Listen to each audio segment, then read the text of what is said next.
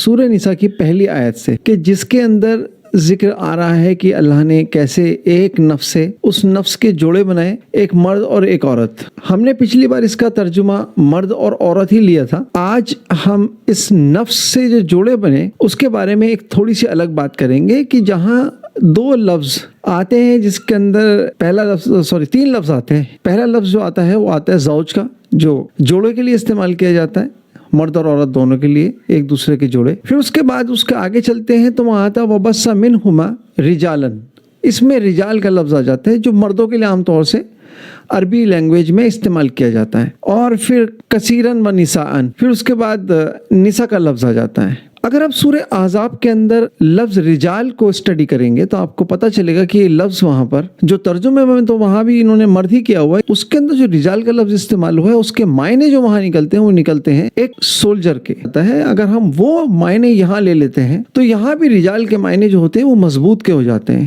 طاقتور کے ہو جاتے ہیں، اور اس کا بالکل اپوزٹ، کیونکہ جوڑے میں آپ دیکھیں گے اگر آپ ایک مضبوط اور طاقتور، تو یہاں نساء کے معنی اپنے آپ ہو جاتے ہیں کمزور، کہ جو طاقتور نہیں ہے۔ یہ معنی جو ہیں اس کے نساء کے، یہ ابھی انہی آیتوں میں آگے آئیں گے کہ آپ دیکھیں گے کہ نساء کے معنی کو ان مکاروں نے کیا کیا ہوا ہے۔ اس میں اگلی آیت میں جو آیت نمبر 2 ہے وَآتُوا الْيَتَامَى أَمْوَالَهُمْ وَلَا تَتَبَدَّلُوا، یہاں یتیموں کے مال، یتیم کا مطلب تو آپ جانتے ہیں نا، اس میں یتیم کا لفظ یہاں پر آیا ہے۔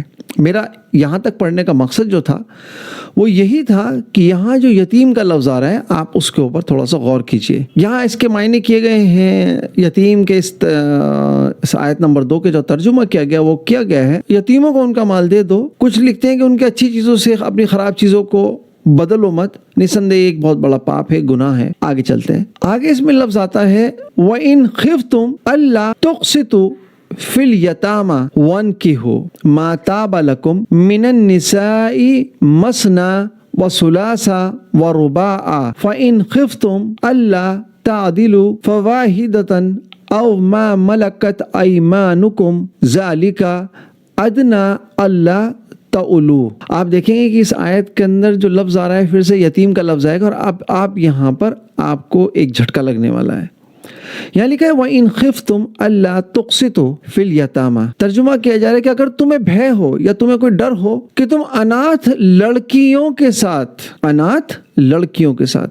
آپ دیکھیں گے اس آیت کے اندر کہیں بھی یتامہ کے ساتھ لڑکی کا لفظ نہیں آیا، انہوں نے اس کے معنی کیے ہیں لڑکی۔ اس کے ساتھ نیائے نہ کر سکو گے، یعنی کہ اس کے ساتھ عدل نہ کر سکو گے، انصاف نہ کر سکو گے، تو دوسری استریوں میں سے، ترجمہ کر رہے ہیں تو دوسری استریوں میں سے جو تمہیں اچھی لگے ان سے وواہ کر لو، 2 کر لو، 3 کر لو، 4 کر لو۔ اور یدی تمہیں یہ ڈر ہو کہ تم ان کے بیچ نیائے نہ کر سکو گے، عدل نہ کر سکو گے، تو بس ایک ہی نکاح کرو، ایک ہی وواہ کرو، یا جو داسیاں تمہارے ادھیکار میں ہوں ان سے وواہ کر لو، یہ ادھک اچھا ہے یدی تم انیائے نہ کرو، تاکہ تم انیائے نہ کرو، یہ ادھک اچھا ہے۔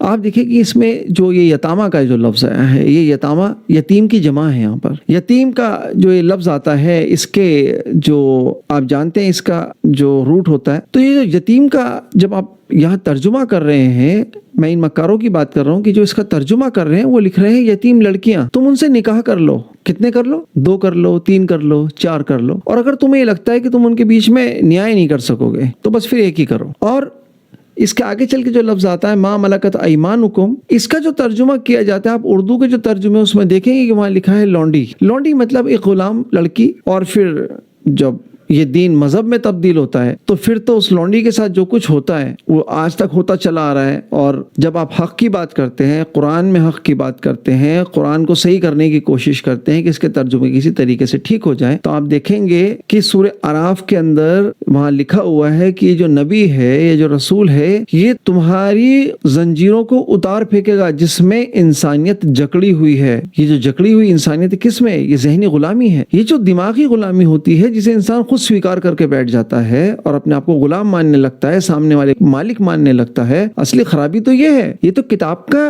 نزول ہی اس لیے ہوا کہ انسان کسی دوسرے انسان کی، یا آدم کسی دوسرے آدم کے بچے کی تذلیل نہ کر سکے۔ جب آپ اس کو ما ملکت ایمانکم کا ترجمہ یہ کرتے ہیں لونڈی، اور پھر اس کے ساتھ زنا بالجبر ہوتا ہے اور اس کو آپ جائز ٹھہراتے ہیں اور اس کے بدلے میں دلیل یہ دیتے ہیں تاکہ یہ جو یتیم لڑکیاں ہیں نا، یہ سماج میں सोसाइटी के अंदर जो है ये इनको सिक्योरिटी मिल जाए और ये घरों में पहुंच जाएं। ये आयत इन मुखौटों को उतार फेंकती है जिसके पीछे ये मक्कार छुपे बैठे हैं। यहाँ जो लफ्ज आया है यतीम का, इसका तर्जुमा इन्होंने किया है यतीम लड़कियां, और फिर कहते हैं कि जंग के नतीजे होते हैं जिसमें कि मर्दों की जो संख्या होती है, जो उनका नंबर होता है वो कम हो जाता है, तो फिर ये औरतें कहाँ जाएंगी? ये औरतें कहाँ जाएंगी? भाई यहाँ यतीमों की बात हो रही है। यतीम कहते हैं उसको जिसकी कोई सरपरस्ती करने वाला ना हो। आप उठाइए लुगत और देखिए उसके अंदर कि आपको यतीम के मायने क्या मिलते हैं। यतीम के मायने होते हैं कि जिसका कोई गार्डियन ना हो, जिसका कोई नाथ ना हो, जिसे कहते हैं ना हिंदी में अनाथ, जिसका कोई नाथ नहीं है, जिसका कोई खिलाने पिलाने वाला नहीं है, जिसका कोई सरपरस्त नहीं है, उसको यतीम कहते हैं। जो समाज के अंदर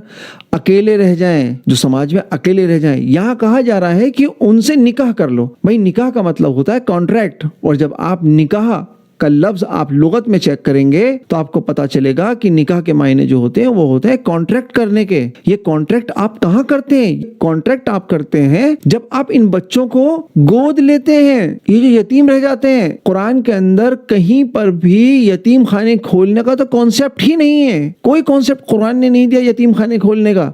और ये यतीम खाने या अनाथालय खोल के लोग बैठे होते हैं, सोसाइटी बना करके कर क्या रहे होते हैं? ये उन बच्चों के नाम से पैसा लेकर आते हैं, उन बच्चों को तो कुछ नहीं मिलता और सारा पैसा ही खा जाते हैं। यही तो होता है कि सारा पैसा खा लिया जाता है।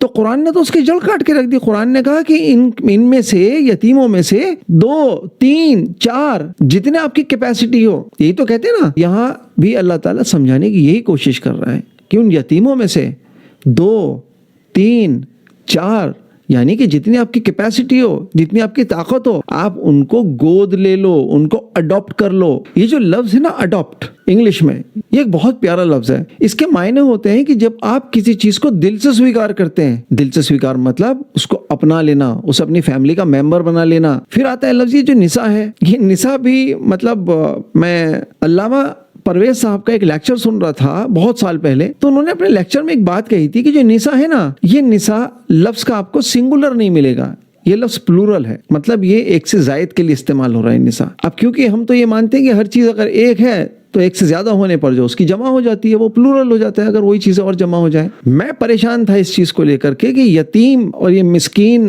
और ये निसा, ये जो लफ्ज कुरान के अंदर जब ये आते हैं तो निसा एक ऐसा लफ्ज है कि जिसका प्लूरल नहीं मिलता, जिसका प्लूरल तो है सिंगुलर नहीं मिलता। जबकि अरबी में औरत के लिए, फीमेल के लिए जो लफ्ज इस्तेमाल होता है वो है अमू, अलिफ मीम वाव उसका रूट है, ये फीमेल के लिए इस्तेमाल होता है। इस लफ्ज की जो जमा है वो निसा नहीं होता। तो अब ये है ना कि आप परेशान हो जाते हैं, लेकिन अल्लाह ताला कुरान में फरमाता है इस किताब के अंदर जो है ये एक मतलब ऐसी जबरदस्त किताब है, इसके मतलब क्या कहें इसके बारे में कि इसके अंदर जो लफ्ज है जो निसा है, जब आप इसको स्टडी करते हैं और जब आप कुरान को पढ़ते हैं तो कुरान के अंदर है कि हम इसका बयान कराने वाले हैं कि जो सिक्योरिटी है हमने अपने इख्तियार में रखी है। अल्लाह कहता है हमने अपने हाथ में रखी है, अपने इख्तियार में रखी है इसकी जो सिक्योरिटी है। इसके मुहाफिज हम हैं। मुहाफिज, इस लफ्ज को याद रखिएगा, हिफाजत करने वाला मुहाफिज, इसके मुहाफिज हम हैं। हम इसकी सिक्योरिटी करेंगे। इसको समझाने वाले भी हम ही हैं और इसका बयान कराने वाले भी हम ही हैं। ये अलग अलग आयतों में अलग अलग जगह पर आता है। तो मैं बहुत परेशान था कि भाई निसा का सिंगुलर नहीं है और ये प्लूरल कैसे, बिना सिंगुलर के आप प्लूरल नहीं बना सकते। तो अभी पिछले दिनों जब मैं इसको पढ़ रहा था इन आयतों को, तो मैं बार बार पढ़ रहा था और इनको समझते समझते जो मुझे समझ में आया तो उस वक्त मुझे इतना जबरदस्त झटका लगा दिमाग को कि एक तरफ तो मैं खुश हो रहा था, दूसरी तरफ मेरी आंखों से जो थे छोटे छोटे आंसू की बूंदें जो थी वो जारी हो गई कि निसा के जो सिंगुलर हैं क्यों नहीं है, निसा का सिंगुलर क्यों नहीं है। क्योंकि निसा जो है ना ये इस्तेमाल होता है यतीम और मिस्कीन दोनों के लिए। यतीम जिनका कोई नाथ ना हो, देखने वाला ना हो, जो अकेले रह जाए समाज में, बात करें तो किससे करें, बोलें तो किससे बोलें, कुछ कहना हो तो बात दिल में रख के मन मसोट के रह जाते हैं ना, वो मन कचोटता है उनका कि कहने के लिए तो इंसान को इंसान चाहिए ना कोई। घर के अंदर देखिए जो 50 से ऊपर के जो लोग हैं ये डिप्रेशन में आ रहे हैं और ये अकेलेपन के बड़े शिकार हो रहे हैं। और जब आप अकेलेपन के शिकार होते हैं ना, जब आप अकेले रह जाते हैं, तो इस कैफियत को वही समझ सकता है जिसके ऊपर ये बीत रही होती है। दूसरा आता है मिस्कीन। मिस्कीन होते हैं डेस्टिट्यूट्स, जिनके पास छत नहीं होती। दिन तो सड़कों पे भी गुजर जाएगा और अगर लड़की होगी तो दिन गुजारना सड़कों पे भी बड़ा मुश्किल होगा। हजारों हवस की निगाहें उसकी तरफ देख रही होती हैं। हवस की निगाहें देखिए कैसी होती है हवस की निगाह। ये जो दरिंदे होते हैं ना, ये आंखों में घर तक छोड़ के आते हैं। एक औरत अगर किसी बाजार से निकल जाए तो ये अपनी आंखों से उसको घर तक छोड़ कर आएंगे। ये निगाहें दिन में तो चलो ये भी बर्दाश्त हो जाए, लेकिन अगर रात की कैफियत हो तो फिर रात में एक छत जरूरी है। ایک سایہ ضروری ہے رات میں. جن کے پاس یہ سایہ نہ ہو, جن کے پاس چھت نہ ہو, رکنے کا کوئی ٹھکانہ نہ ہو, ڈیسٹیٹیوٹس بھٹکتے پھرتے ہوں ایک جگہ سے دوسری جگہ سر چھپانے کے لیے, عزت بچانے کے لیے, یہ ہوتے ہیں مسکین. جن کا چلتا کاروبار رک جائے, جو کمزور پڑ جائیں, پہلے طاقتور تھے لیکن اب کمزور ہو گئے, بیماری کی وجہ سے ہو گئے, کاروبار میں کوئی نقصان ہو گیا, جاب تھی جاب چلی گئی, اب کھانے کے بھی واندے ہیں. یہ کہتے ہیں نا کھانے کے واندے, بامبے کی لینگویج میں کہتے ہیں نا کھانے کے واندے ہیں. یہ جو بے یار و مددگار ہوتے ہیں, یتیم اور مسکین, ہم دونوں کی بات کرتے ہیں. ان کی جمع ہے نساء. تو اللہ تعالیٰ کیا کہہ رہے ہیں, جو نساء ہیں ان نساء میں سے اپنی قوت کے حساب سے تم دیکھ لو, 2 3 4 جتنے آپ رکھ سکتے ہو اپنے گھر میں, اپنی فیملی کا ممبر بنا لو, ان کو سہارا دے دو. ابھی آگے اسی سورہ میں آگے آئے گا کہ ان کے کھانے پینے کا انتظام کرو, ان کے کپڑے پہننے کا انتظام کرو, اور اسی سورہ میں آئے گا آگے چل کر کے ان کو اپنی جائیدادوں میں حصہ بھی دینا پڑے گا, اپنی جائیداد میں حصہ دینا پڑے گا. یا کوئی کہیں آسمان سے جب پیدا ہوئے تو لے کے نہیں آئے تھے, آپ قسمت سے کسی ایسے گھر میں پیدا ہوئے گی جہاں پیسہ بہت تھا. اس میں تو آپ کا کوئی اپنا خود کا کوئی اختیار نہیں ہوتا نا. لیکن یہاں بھی آپ کا امتحان شروع ہوتا ہے, جو اس آیت میں بتایا جا رہا ہے کہ آپ اگر اس لائق ہیں, یا آپ کے پاس اتنی طاقت ہے, اتنا پیسہ ہے, اتنی قوت ہے, تو ان کو سیکیورٹی دو ان کو, اور شفقت کا ہاتھ رکھو ان کے اوپر, آشیرواد دو ان کو. اور آشیرواد جو دیتا ہے نا, وہ لونڈی بنا کے نہیں رکھتا. ماں ملکت ایمانکم کا جو ترجمہ یہ لوگ کرتے ہیں نا, مکار یہ کرتے ہیں لونڈی. اللہ تو چھوٹی چھوٹی باتوں پہ کہتا ہے کہ غلام رہا کرو, گردنیں چھڑاؤ, غلام رہا کرو, گردنیں چھڑاؤ, اور ان کو لونڈی بنانے کا حکم دے دے گا وہ. یہی وجہ ہے کہ جو نان مسلمس ہیں وہ اس کتاب کے اوپر انگلی اٹھاتے ہیں, کیونکہ اس کے ترجمے میں انہوں نے ڈنڈیاں اس طریقے سے لگائی ہیں کہ یہ اپنا مسئلہ حل کر سکیں. عیاشی تو یہاں ہوتی ہے نا دماغ کے اندر, اب اس کو کیسے کیا جائے, اس کو کرنے کے لیے یہ طریقہ ہے کہ ان کے ترجموں کو نا بدل دو. یتیم کا تو یتیم لڑکیاں کر دو, 2 3 3 4 4 نکاح کر کے لے آؤ. گھر میں اپنی بیوی کے ہوتے, ایک اور بیوی لے آؤ, پھر ایک اور لے آؤ, اور پھر اس کو یہ آیت پڑھ کے سناؤ تاکہ وہ منہ نہ کھول سکے. پھر وہ منہ نہیں کھول پائے گی, کیوں کہ بھئی یہ تو اللہ کی کتاب میں لکھا ہے. یہی نہیں پتہ کہ لکھا کیا ہے. بھائی شادی آپ کرتے ہو کر لو, ایک شادی کر لو, نہیں کرتے ہو تو وہ بھی کوئی زبردستی نہیں کہ آپ کو شادی کرنی ہی ہے. آپ ان بچوں کو پال سکتے ہو, ان بے گھروں کو پال سکتے ہو. اس میں عمر کا کوئی یہاں پر تقاضا نہیں ہے کہ آپ مطلب وہ عمر کتنی ہے ان کی. یتیم تو یتیم ہی ہوتا ہے. لیکن ابھی آگے چل کے آئے گا کہ جب وہ بالغ ہو جائیں, ابھی آپ آگے دیکھیے گا کہ انہی آیتوں میں آئے گا کہ وہ بالغ ہو جائیں تو ان کا جو سامان ان کو سونپ دو. یہ آ رہا ہے کہ اگر تمہیں خوف تو ہے نا, خوف کس چیز کا ہے کہ تم نیائے نہیں کر سکو گے, عدل نہیں کر سکو گے. کس کے ساتھ, ان یتیموں کے ساتھ. تو ان کو نکاح کر کے لے آؤ. نکاح کہتے ہیں کانٹریکٹ کو.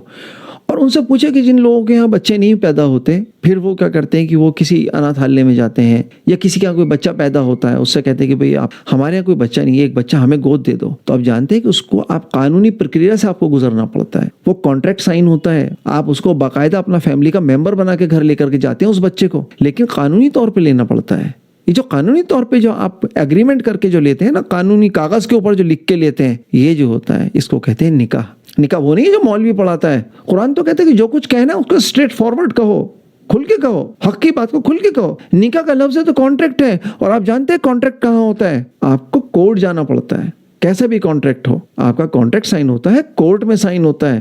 یہ نکاح بھی کورٹ میں ہی ہوتا ہے. یہ بچے بھی اگر گود لیں گے تو کورٹ کے کاغذ کے اوپر آپ کو وہ جو اسٹیمپ پیپر ہوتا ہے نا, اس کے اوپر لکھ کر لینا پڑے گا. وہ ساری قانونی ایک پرکریا ہے, آپ کو اس سے گزرنا ہی پڑے گا. اور شادی میں بھی یہی کرنا پڑے گا. مولوی کو تو شادی کرانے کا بھی حق نہیں ہے کہ وہ آپ کی شادی کرا سکے, آپ کا نکاح پڑھا سکے. نکاح کوئی پڑھانے کی چیز تھوڑی ہوتی ہے, نکاح کرنے کی چیز ہوتی ہے. لکھا ہے اس آیت میں کہ نکاح کر لو, نکاح پڑھایا نہیں جاتا. یہاں کہیں بھی اس پوری آیت میں آپ کو اقرا کا لفظ نہیں ملے گا, جس کا ترجمہ ہے پڑھنا کرتے ہیں.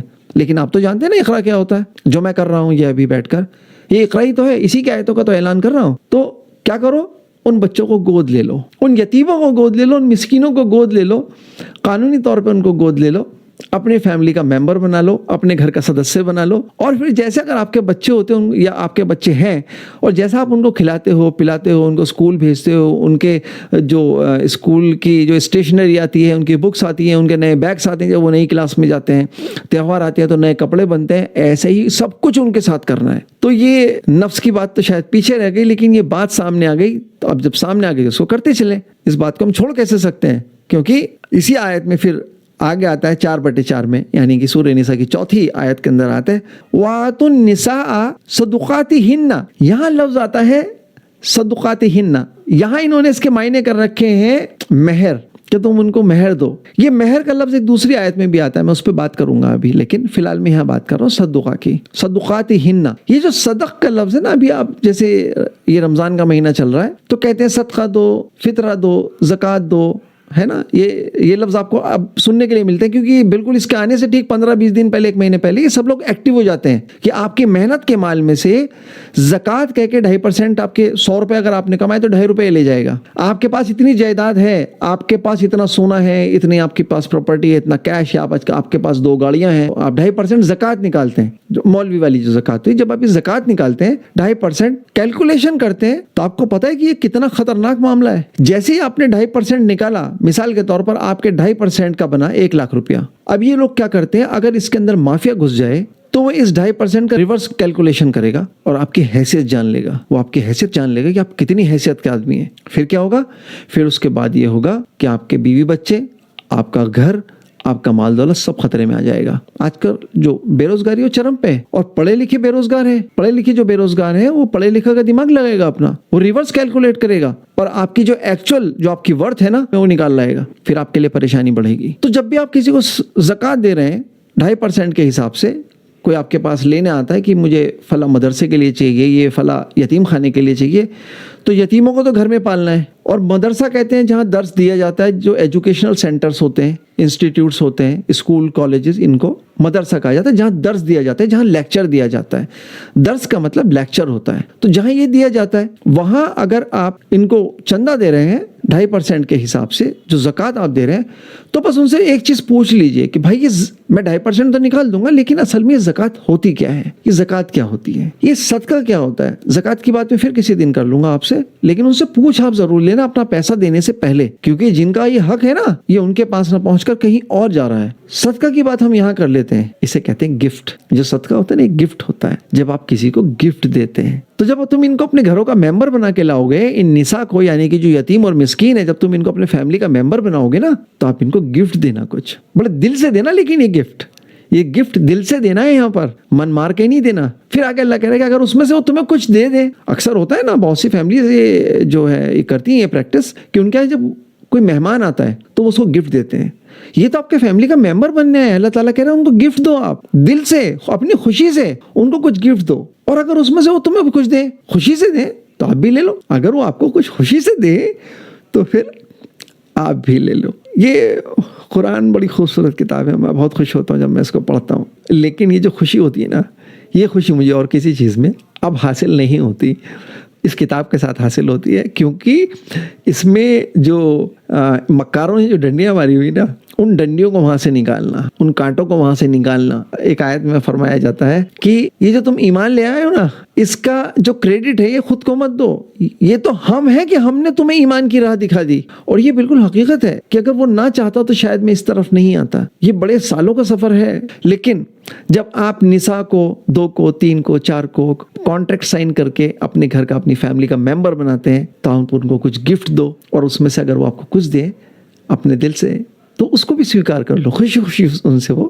لے لو. اس بات کو بھی فی الحال یہیں تک رکھتے ہیں, آگے پھر کنٹینیو کریں گے. میں سمجھتا ہوں کہ صدقہ کس کو دینا ہے, جو گھر میں آئیں گے انہیں کو آپ کو جو ہے گفٹ دینے ہیں. آپ کسی باہر والے کو بھی دے سکتے ہیں, نو پرابلم ایٹ آل. اور دوسری چیز یہ ہے کہ آپ جب نکاح کرتے ہیں تو کانٹیکٹ کرتے ہیں, بچوں کو گھر کا پریوار کا سدسیہ بناتے ہیں, اپنے بچوں کی طرح ان کی پرورش اور دیکھ بھال کرتے ہیں. اور پھر آگے آئے گا کہ جب وہ بالغ ہو جائیں, اپنی بلاغت کو پہنچ جائیں, تو پھر ان کے نکاح کر دو, پھر ان کے کانٹریکٹ سائن کر دو. کیونکہ پھر وہ اس لائق ہوتے ہیں کہ وہ کسی کانٹریکٹ پیپر کو پڑھ کے سمجھ سکتے ہیں, پھر اس کو سائن کر سکتے ہیں. آگے ہم اس کے بارے میں بات کریں گے.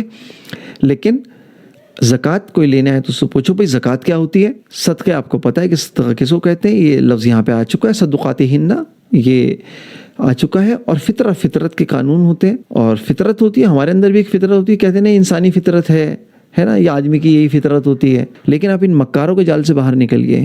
یہ 4 نکاح نہیں ہے. جو بیویاں نا اپنے مردوں کو روکیے, ان کو یہ آیت پڑھ کے بتائیے کہ 4 نکاح نہیں ہے. وہ نکاح جو ہے نا 4-4-3-3, یہ کہاں پہ کیے جانے ہیں. یہ نکاح ان بچوں کو کانٹریکٹ کر کے اپنے گھر لے کے آنا ہے, جس کا انہوں نے جو ترجمہ ہے اس کو بدلا ہوا ہے. یہ ترجمے ٹھیک ہو جائیں تو یتیم خانے بند ہو جائیں گے, ان کے کمائی کا ذریعہ ختم ہو جائے گا. اور ابھی یہ مجھ سے دشمنی کریں گے اسی بات کے اوپر. پکی بات ہے کہ جو شیطان فطرت کے لوگ ہیں، جو ابلیس کے ساتھی ہیں، جو اللہ کی راہ میں روڑا بن کے بیٹھے ہوئے ہیں، جو اس کے راستے پہ بیٹھے ہوئے ہیں بھٹکانے کے لیے، ان کو تو پھر پریشانی ہونی ہے، کیونکہ ان کا دھندا تو وہیں سے چلتا ہے۔ عورتوں کو وہ جب ایکسپلائٹ کریں گے تو اسی طرح سے کریں گے۔ 4 نکاح، طلاق دے دیے، عدت کراؤ، آئیں گے اس بات پہ جب سورہ طلاق کی بھی ہم بات کریں گے، بہت جلدی بات کریں گے سورہ طلاق کے بارے میں، تب آپ دیکھیں گے کہ طلاق ہوتی کیسے ہے اور وہ عدت کیا چیز ہے۔ میں سمجھتا ہوں کہ آپ کو شاید اس سے کچھ سیکھنے کو مل جائے تو لوگوں کے ساتھ شیئر کریے۔ چینل اگر آپ کو اچھا لگے تو آپ اس چینل کو سبسکرائب کریے، شیئر کریے اور نوٹیفیکیشن کو آن کریے، تاکہ جب بھی کوئی نئی ویڈیو بنے تو آپ تک اس کا نوٹیفیکیشن پہنچ جائے، آپ اسے دیکھیے، سمجھیے، شیئر کریے، اس کے بارے میں بات کریے۔